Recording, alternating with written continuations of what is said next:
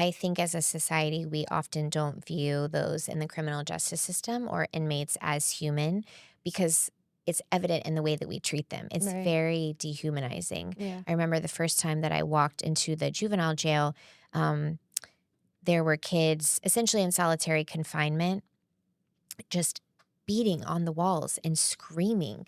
Like I felt like I was at a zoo. But Okay. the way that Yeah. they were acting was clearly in response to being in a small, Right. isolated, which is very dehumanizing and Mhm. very hard on one's mental health.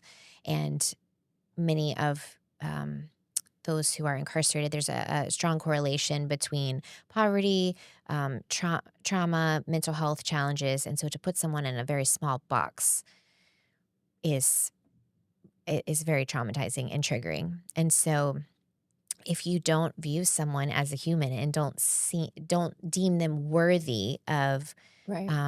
being treated as such, you're not going to extend and offer and prioritize the resources in that way. Because I hear what you're saying, but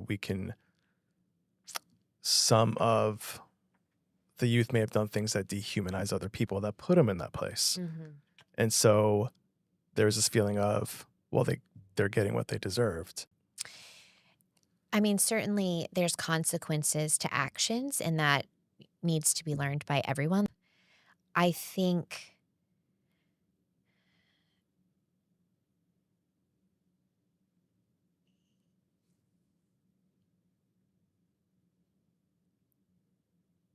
I just don't think that a punitive approach in many situations, especially for young people who are just starting to um, act out, if you will, but for those young people who um, don't have a lot of family support and might choose to join a gang so that they have that familial experience and might be pressured to participate in risky, illegal things because they don't think that they have a choice, but they don't want to live that lifestyle, but they're not too far down the road. There's a lot of hope for them. So I've just really been thinking since his story came to light how there is such a strong correlation between trauma, poverty, mental health.